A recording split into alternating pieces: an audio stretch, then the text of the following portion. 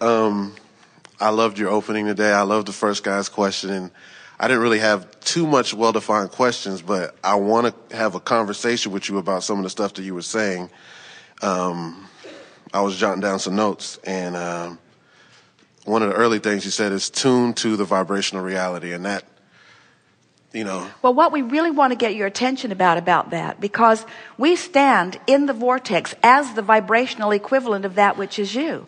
And we just want you to know that what you've put here is reality. This is a done deal. The things that you're standing out of the vortex calling your hope, or standing in the physical manifested reality calling those your hopes and dreams and wishes, we're calling them done, actualized. And if you could just make that emotional bridge, and the way you do that is by feeling your way into the vortex more often.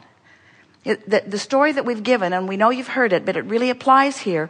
A woman has pain in her body, arthritis, asking us, how can I feel positive emotion when my body hurts so much? And we said, you can have pain and be hopeful, or you can have pain and be fearful. And the vibrational difference between fear and hope is the difference between recovery. So you can be in financial trouble and be hopeful, or you can be in financial trouble and be fearful.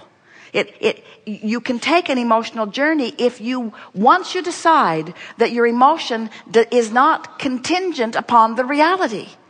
And it gets way better than that. When you let your emotion be contingent upon the vibrational reality, then your heart's soaring all the time, because you know your worthiness, you know your power, you know the leverage of the universe, you know your reason for being, you know what you've queued up over there. There's a better version of everything there that you've put there, that you put there. You just didn't stumble on it. The universe didn't just give it to you willy-nilly. You put it there. You carved out each and every piece of it, either prior to your birth or during this physical experience, but you put it there, and it's real. It's real. And it's now. You know, in Australia, it's tomorrow. Isn't that weird? Jerry and Esther were in Australia. They called the office and they said, we're living your future, and it's good.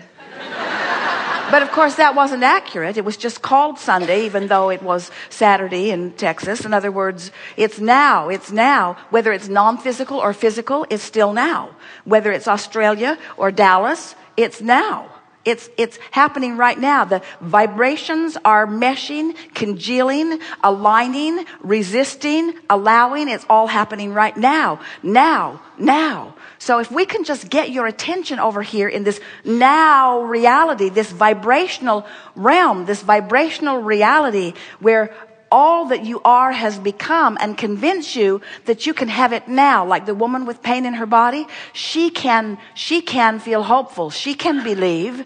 She can separate the emotional thought from the physical reality if she will focus. And you can too. You can feel hopeful. You can, and when you hang around in the vicinity of hope, the vortex will take you in over and over again and give you a reason to believe.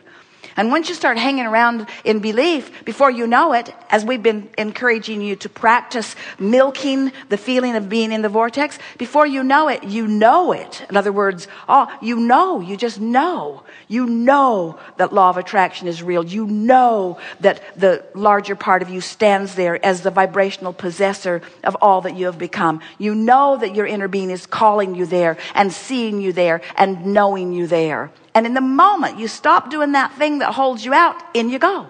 That's really, the art of allowing really is about not doing that thing you do. It's about no longer beating the drum of what you do not want. It's really about getting over your vivid description of reality. Oh man, Twitter doesn't help. Every step along the way, Twitter. Facebook, email, iChat, stop it. Well, we don't really want you to stop it, but talk about what's in your vortex. Stop talking about what's going on. You just keep practicing the vibration of what is and holding yourself apart from what you call future that we call present tense. And then you don't feel good, and then you think something's wrong, and the only thing that's wrong is you're not being who you really are. And who you really are is over here in this vortex. Who you really are is how you feel when your heart is singing, you see. Okay.